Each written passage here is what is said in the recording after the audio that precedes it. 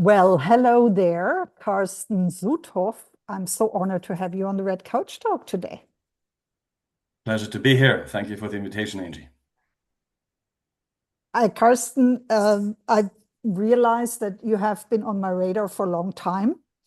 And I didn't really remember until I checked, but you were at one stage heading the international HR group of the ZGB. So I was also a Sure. member when this group started. So I guess, I knew you, but you didn't know me. You were famous. I wasn't. Oh, come on. Well, it's changed a little bit. Now people know me. So that was a while ago, but I also remember that I put together all my like energy and asked you if you would be ready to go for lunch with me when I didn't know you, and that was during the pandemic. So we've known each other for quite a while, actually. Um, and bumped into each other again at a recent event. So that's as far back as the lore goes. Can you tell our audience a fun fact about you, something they won't find on the internet? I heavily believe in what I do. I do believe in the fact that you and me together is better than you alone and me alone. Mhm. And I've been working on proving to the world that this is not just holding hands and singing Kumbaya, Yeah. but this is something that actually produces a real personal, a commercial, and a societal benefit. So the fun fact is I've learned in those last 13 years that I've been trying to showcase and sell the business case for the idea of you and me together being better than you alone and me alone. I learned that giving up is easy. Not giving up is not so easy. So thank you for the invitation. I'm really happy to be here because this is a sign that I did not give up. Why should you? You've sort of invented structured networking. Yes. So today people say that, and of course, but people might forget that this is not an overnight success. This is 13 years in the making, 13 years hearing from people, Mhm. Carsten, you seem like a pretty cool guy, but what you're trying to do there with all this networking and building human ecosystems, that sounds like holding hands and singing Kumbaya, as I just mentioned. Yeah, I yeah, knew deep down what I was doing was right. yeah. I was not doing it right, but the idea was right, and maybe the time wasn't right. And I also learned that a good idea at the wrong time is just not a good idea. But times have changed and AI is everywhere. And now the human being, the Homo sapiens, realizes, whoops, what am I going to do with all these skills that are being taken up by AI? Where Mm-hmm. is my raison d'etre? Ooh, Mm-hmm. networking might be one of those skills that I need to Mm-hmm. learn, and that puts me on center stage. I'm very, very happy. And if I may say, I'm proud too. I so agree with you. And I want to, dive deeper into the topical aspects of the structured networking in a second. But this is also about you. Yeah, because you're also one of those global people that we like to have on our Red Couch Talk because of their expat experience and their international experience. You haven't always lived in Switzerland. You were born in the UK, you studied in France, you lived in many countries, you worked for international organizations like the World Economic Forum, and also recently you're still working on the board of Alixio, which most people probably will know under von Rundstedt. Can you talk a bit about your journey and how you got to where you are today? That's right. I was born in London to the son of a diplomat and an art historian. So, in fact, I have lived in 8 countries on 3 continents. Well, I learned pretty quickly what it takes to make friends in new countries. I always struggled with the question, how do I stay in contact with my friends in whose country I don't live in anymore? mhm. So this idea of connecting, of starting from scratch, was something that joined me since basically day one. Yeah. I studied in France, that's correct. That was actually the first time that a network in a structured format came into my life in the shape and form of the alumni network of HEC France, which to the viewers might be known. It's a French grande école. I then joined DaimlerChrysler in their high potential program, and I was told, Carsten, you need to build yourself a network. I took the order and thought, yeah, but how the hell do I do that? So I knew that I had to do this, but I had no manual to do it. I did watch, though, in those 12 years that I worked for DaimlerChrysler, some people progressing in their career faster than others, maybe because of their network. I did observe some people progressing less quick, maybe because they didn't have a network, but the system didn't appear to me.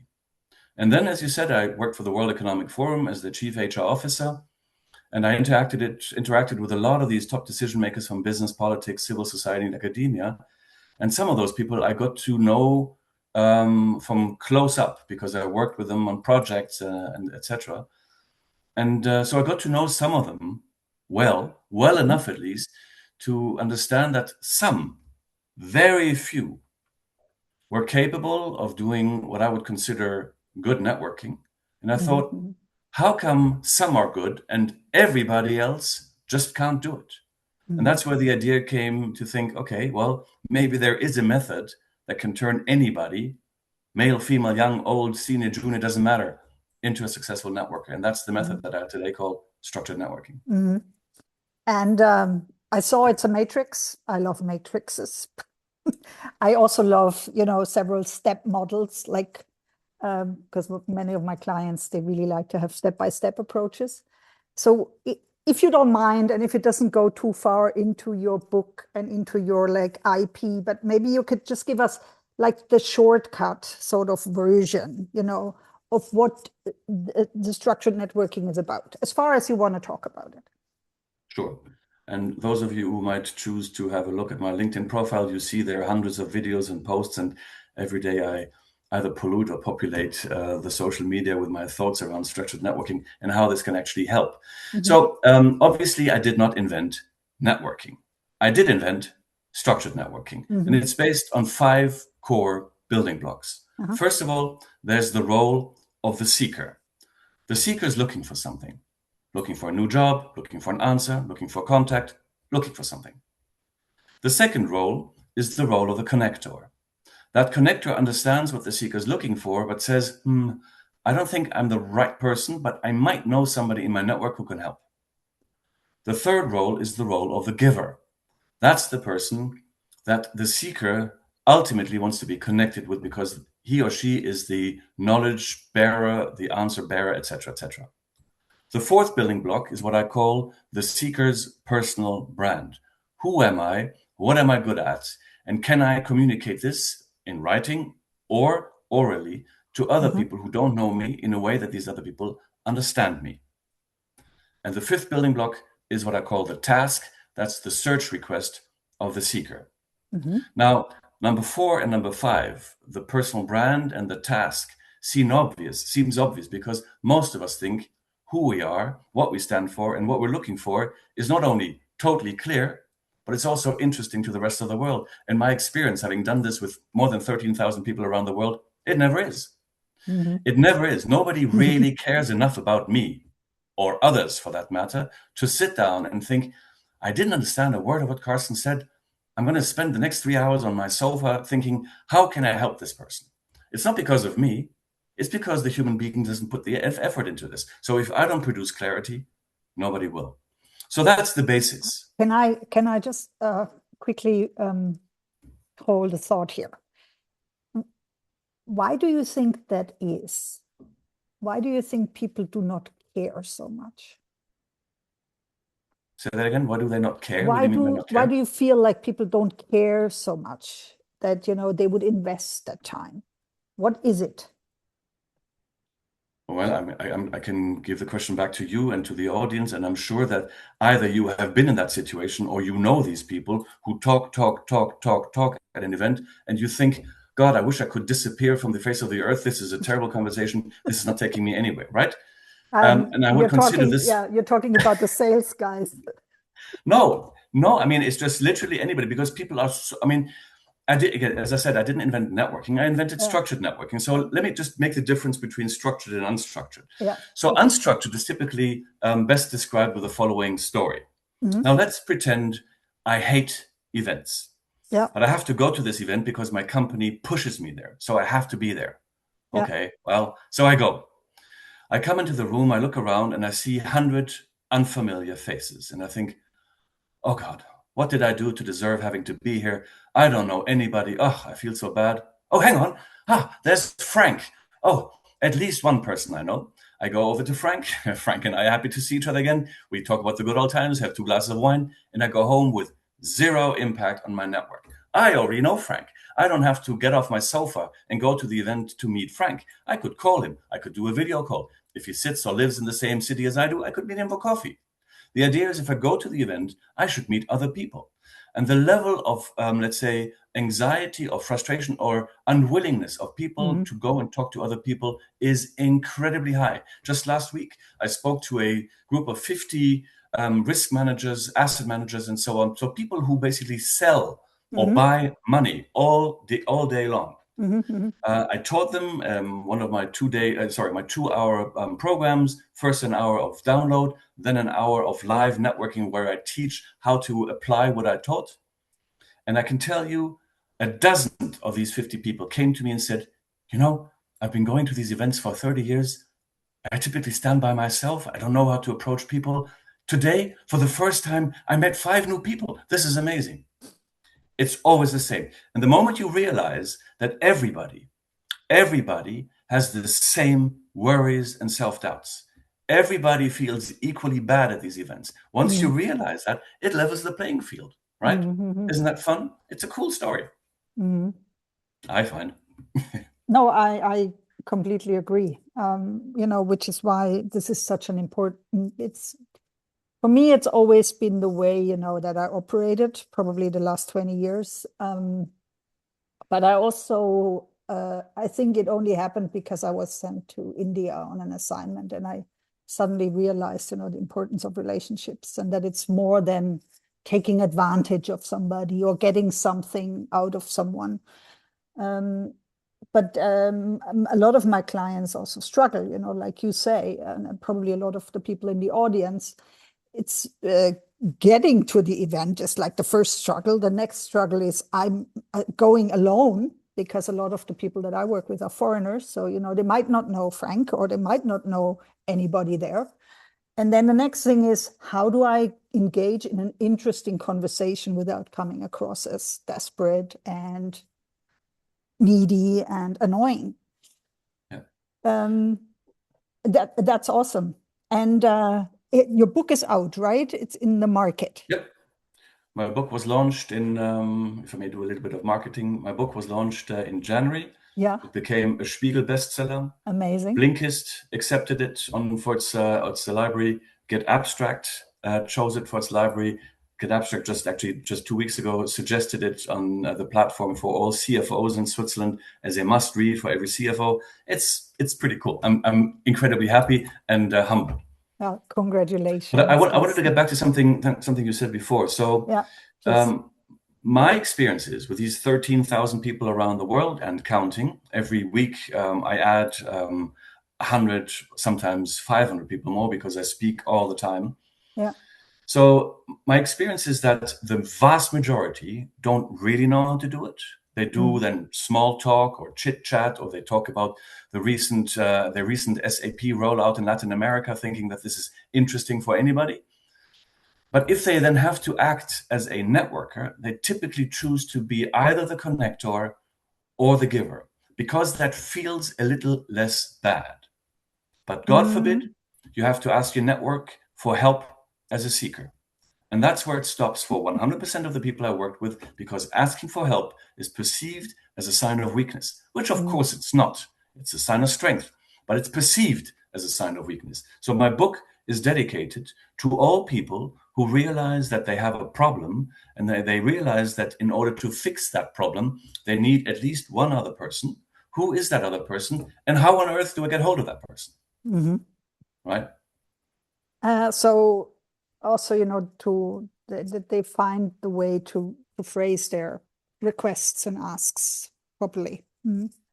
The book is filled with stories, with words, sentences, questions. It's all ready to use. 10 chapters. Every chapter has a reflection part afterwards, because the book is aimed to be taught at universities, at business schools, at companies, at schools. I mean, if we think of our lack of networking ability, my generation, think of the next generation that is basically spending their entire time in front of the telephone, the mobile phone, interacting with shortest messages, not even messages, sometimes just letters, because they can't spell or they don't want to spell, laughing out loud or something like that, so just LOL. So imagine that generation that actually has never been trained on this part, yet they are born into a generation or world where AI is basically taking over a lot of those base responsibilities. And so I heavily believe, and the World Economic Forum is of the same belief. By the way, I'm teaching at the WEF next week. So I believe that networking is a future skill. Let's say next to intuition and emotional intelligence and human judgment, networking is something the algorithm can't do yet. Let's see how long this takes, but at least at present, it's something the human being can still do better than the algorithm. Yet, no schools teach it, no universities teach it, no companies teach it, and eventually people realize, damn, there's something I need to know how to do, but I don't. Where do I find it? Also, this building trust element, I think people underestimate how long it takes to build trust, how to build trust, and what it requires to build trust, especially online.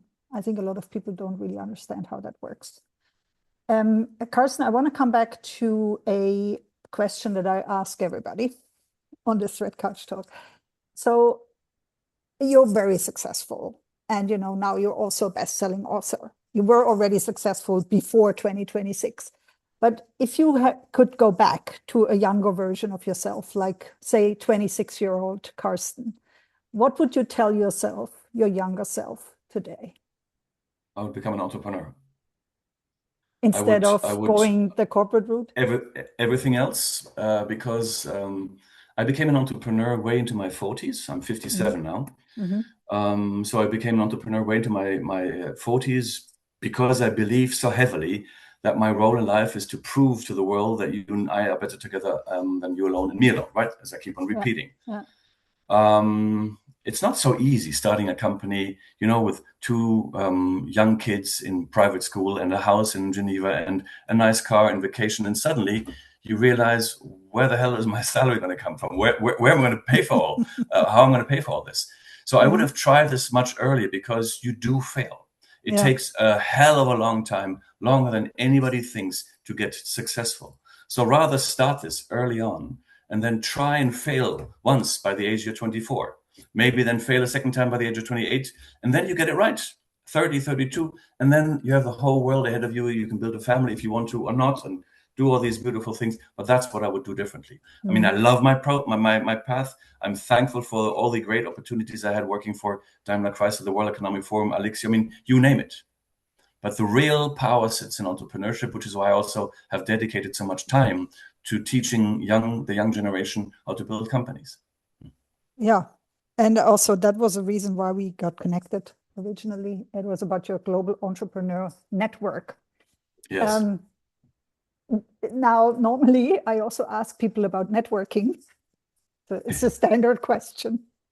So I'm not going to ask you how do you network yourself, Carsten, but maybe do you have a favorite platform, or let's say, how do you organize yourself when it comes to your own networking? So I don't have, of course, there's only one platform in the world that everybody uses, which is the only global platform. I'm not going to name the name, but of course, everybody knows it. But it's not the only place where you can network. Also, events are not the only place where you can network. You can network all day long. Here's a little trick that every viewer can do as of now, or as of the moment when you watch the video. So I invented a game, which I describe in my book some 10 years ago. And this game is called Network Memory. I guess you all know the game Memory that babies play with their parents, right? With the little cards placed face down on the floor. You turn them around and the little images of cats or dogs or houses. And the idea is to create matching pairs, right? I'm sure everybody knows this game. Network memory works the same way. So here's how it goes. I go to this one and only social platform where you do networking on. I sort my contacts alphabetically. I try and remember, where did I stop last time? And that was, I think, the letter D for dog. So the next is the letter E. I scroll down to the first name with the letter E, which is the name Emil. So I spend a few moments thinking, Emil, nothing comes to mind. Okay, next name, Erik. Erik is in crypto financing. Right. Hang on, Sandro is in crypto financing. Oh, this is all happening in my head, right? So I think, hey, that's cool. I could connect those two. And because I do this all the time, and because I'm rather lazy, I have a ready-made Word document with 4 or 5 very short messages, like, Dear X, Dear Y, I came to realize that you're both working in a similar sector or topic. I could imagine that the exchange is mutually beneficial. Happy networking, Carsten. So I click on Erik, I click on Sandro, I copy the text, paste it, change the names, press send. 5 seconds. So some of you might think, but that's a crazy idea, Carsten. You can't do that. I love that. Neither Erik nor Sandro asked you to connect. What if it goes wrong? And I would say, what on earth can go wrong? What's the worst thing that can happen? I mean, they're not going to kill each other, right? They might have a conversation that leads nowhere. Yeah. The risk is not very high because my brain is playing network memory and I'm thinking, well, maybe there is a connection. Yeah. So maybe the risk isn't 0, but almost 0. The potential, on the other hand, is huge. So they might have a first phone call. They then decide to have a lunch together. They might realize they want to do a project together or a job together. Maybe they start dating. I don't know. So almost 0 risk, huge potential, and the cost is 5 seconds of me wanting to play network memory. And I invite every viewer, every listener to do this. And the thing is, the more you do this, the more you credit your own reputation as a connector. And I believe that the role of a connector in today's fragmented society is at least as relevant as the role of the influencer is on Instagram today. So I can only invite everybody to do this. 0 cost, hardly any risk, huge potential. I love it. Maybe we could make a whole challenge about it. So yes, if somebody I'm working on that, listens, and if somebody listens and you're going through Carsten's exercise and you found it useful, tell him, let him know, connect with him on the platform he doesn't want to mention, which everybody knows. I'm sure you talk about YouTube. Also, well, I mean, I am very visible. I mean, I mean business. I believe that what I have here, I want to and need to share with everybody who is interested. So I get invitations to podcasts or radio interviews, companies for their top executives, universities, associations, all the way down to cities who want to build more economic power by bringing people together, by helping them network and drive more, let's say, attraction, business attraction, commercial success. Also, if you connect with Carsten, mention Red Couch Talks. Please do that for me. Awesome. Okay, so we covered networking. We covered your amazing book. The link is in the show notes, obviously. So people can get it from their favorite bookseller or directly from you maybe as well. No, but you it's everywhere. That you go through the bookseller. German or English, you can find it everywhere. Yeah. And what else did I always want to ask you? So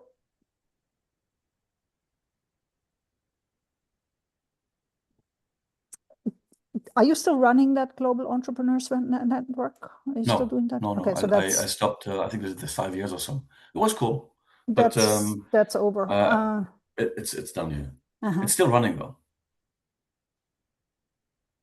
And do you have any interesting things come up, like a book launch or another book in the pipeline or a program? You mentioned you're going to talk at the VEF. You also, I saw that you were teaching, talking, keynoting at the Mike Fritz event. By the way, I found Mike through you, so thanks for making that connection, even though you didn't do that on purpose. So now we're connected. No, I spoke that last week. I mean, I speak, I have 3 to 5 keynotes per week. Yeah, wow. Most of them, though, are, let's say, closed shop. Like tomorrow evening, I'm doing one for an association of financial executives. I'm doing actually a full 2-day executive education at the University of Zurich end of September. That's semi-open, but you have to pay for it. I mean, I do a lot of stuff, but most of it is, of course, for an association, for a company, a customer event at a university or something like that. I get asked all the time to do webinars. So maybe somebody has an idea. I mean, I'm sure that this sounds arrogant. I don't mean it arrogant. I'm sure that if I were to do, let's say, every Wednesday at 12 o'clock, a live webinar, I'm sure that a lot of people would dial in. I'm actually lacking the tool to do this. I haven't thought this through really, but I mean, this is something I could do. But other than that, all my activities are typically behind closed doors, because they run for associations, companies, universities, or whatever else. Yeah. Awesome. Great. There's a big business day on the 1st of October at the city of Schlieren. That's, I think, is open, unless you have to be a member. I don't know. But I mean, you can literally, I mean, I mean this. I have accepted every single networking request in the last 15 years. Yeah. And so I mean, write to me. I will respond. Yeah, you are like that. You are open, you know. You are open to meeting people you don't know. So pretty cool. And I typically respond quickly. That's true too. And also not very common. You know, sometimes people, they don't respond forever. Or sometimes I get acceptances and I'm like, when did I ask this person to be connected with me? So, yeah, you're fast. That's great. Well, Carsten, thank you so much. I'm so glad you took the time out of your busy schedule to talk to us. There's a lot to come. We're going to be on Spotify soon. And yeah, I'm so glad you made it to the Red Couch Talk today. Thank you so much. Thank you very much. Thank you, Angie. Bye-bye. Bye-bye, everybody. Happy networking. Happy networking. #.